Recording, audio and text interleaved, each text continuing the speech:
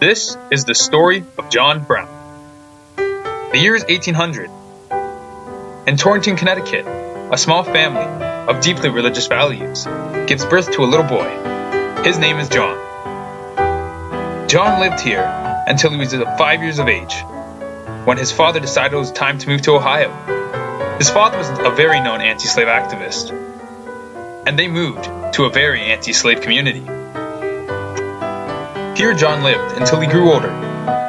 He met his first wife here, Diane Lusk. He married Diane Lusk, and together they had 6 children. Their children's names were John Jr., Jason, Owen, Frederick II, and one daughter named Ruth. During their 7th child's birth, tragedy struck, and Diane died and the baby was miscarried. John was married to Diane for 12 years. John's second love was a woman named Mary Ann Day, and together John and Mary Ann Day had 12 children, and named them Sarah, Watson, Charles, Salmon, Oliver, Peter, Austin, Annie, Amelia, Sarah after the first Sarah died, Ellen, and Ellen after the first Ellen died.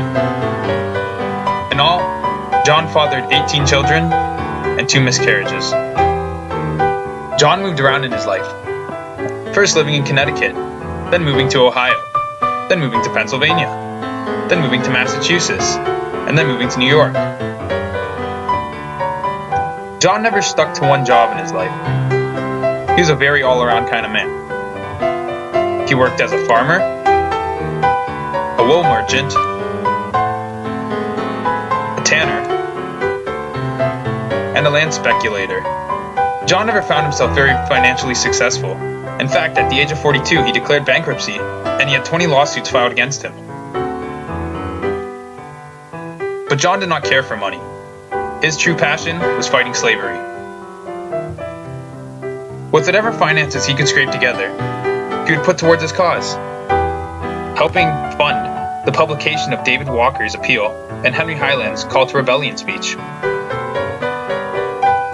He'd give land to fugitive slaves so they could start new life, and frequently helped run the Underground Railroad. In fact, John and his wife raised black youth as their own.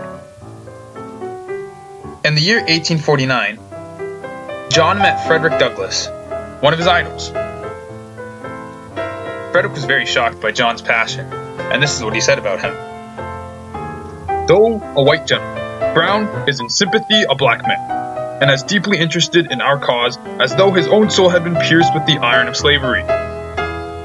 John told Frederick about his master plan, which was to start a war between the opposing sides of slavery, in which the end result would be freedom for those enslaved. In 1849, Brown moved to a black community of North Elbe, New York. The people of the village quoted him as acting as a kind father to the black youth there. John was a strong believer in armed rebellion, and he thought that the right way to fight slavery was to start a war. In 1855, he committed his first act of violence against pro-slaves. He, followed by 4 sons and 2 acquaintances, went into Kansas territory and fought a pro-slavery attack against the anti-slavery town of Lawrence. After defeating them, John went on to a nearby pro-slavery town, in which he brutally murdered 5 slave owners.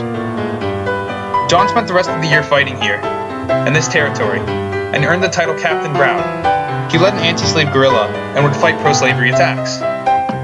On October 16th, 1859, Brown decided it was time to launch his master plan. He led 21 men, 5 blacks and 16 whites, to raid the federal arsenal at Harper's Ferry. End goal being a civil war.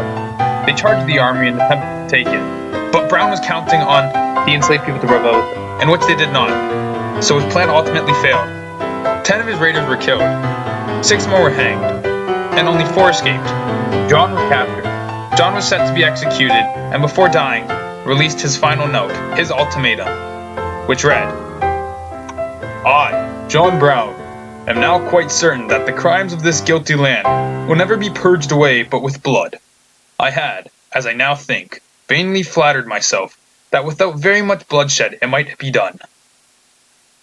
You could say Brown accurately predicted the Civil War.